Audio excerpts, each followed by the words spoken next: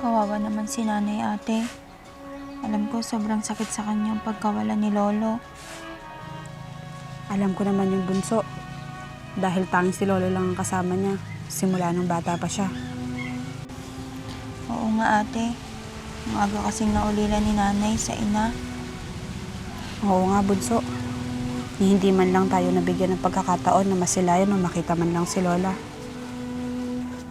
Intindihin na lang muna natin sa ngayon si Nanay, bunso. Halika na sa loob.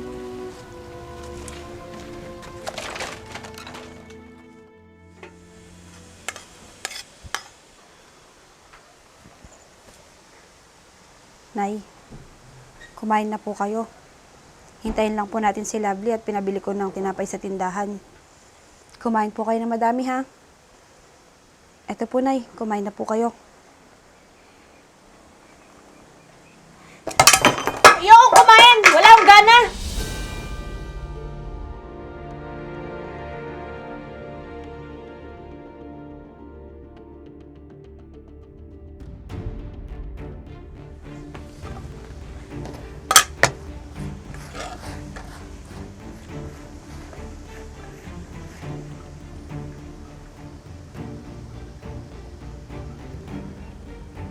Nay, kailangan niyo pong kumain para makabawi po kayo. Kasi simula po nung nakaburol si Lolo, hindi na po kayo kumakain ng maayos. Kaya kumain po kayo, Nay. Baka magkasakit po kayo niyan. Pag sinabi kong wala akong gana, wala! Naintindihan mo? At wala kayong pakialam kung kakain ako o hindi! Kung kayo nakakakain, pagkatapos na nangyari sa lolo nyo, ako, hindi!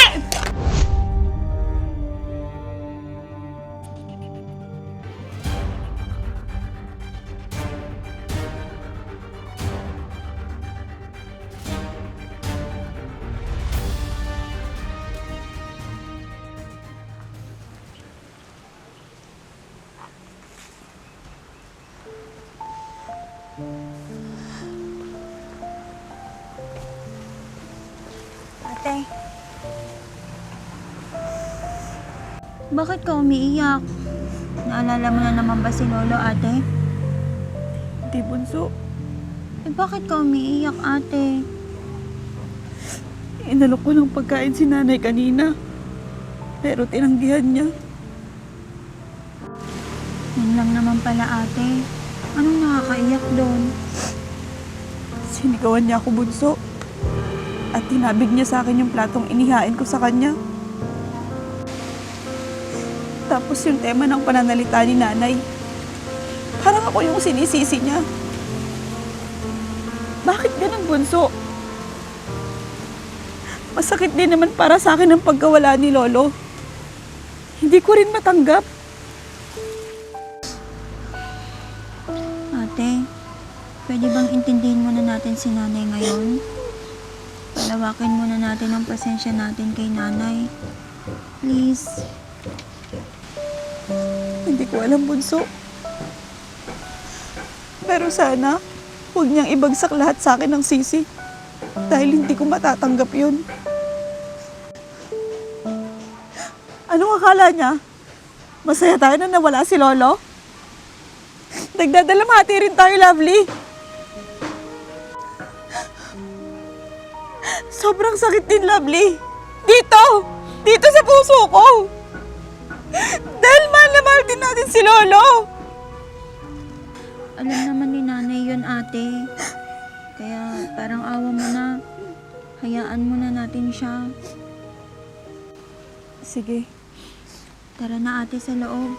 Kain na tayo. Halika na.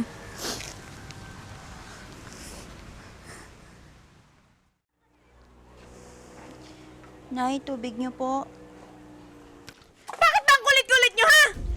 Ano gusto niyo maramdaman ko sa mga ginagawa nyo? Matuwa ako! Tama na po! Isa ka pa! Nay, kung nasasaktan po kayo sa pagkawala ni Lolo, nasasaktan din po kami. Ano po akala niyo sa amin? Manhid! Hindi ba, Emma? Dahil kung hindi ka manhid, alam mo ikaw ang may kasalanan kung bakit nagkasakit ang lolo mo! Tama na po, Nay! Sumusobra na po kayo! Ako sumusobra?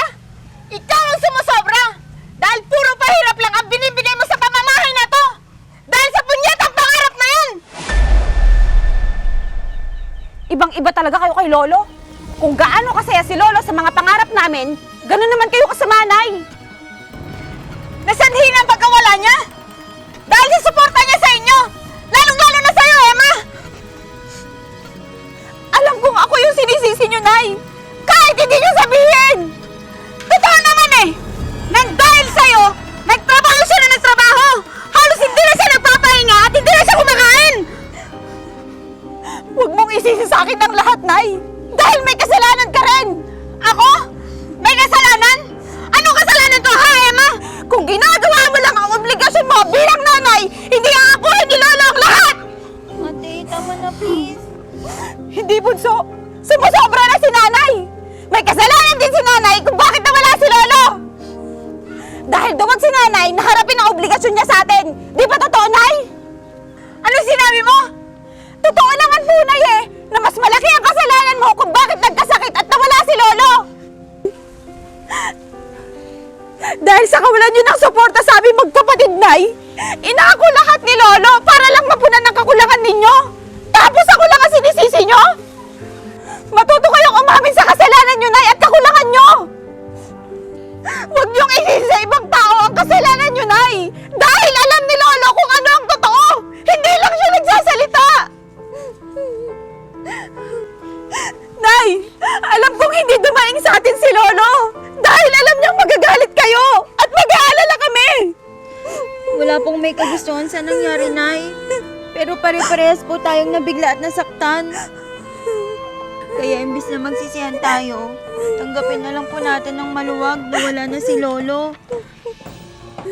Pare-pareho po nating alam na ayaw niyang nakikita tayong ganito ngayon. Alam ko naman na may kasalanan ako, Nay! Pero sana naman, huwag niyong ipaako sa akin yung kasalanan ninyo!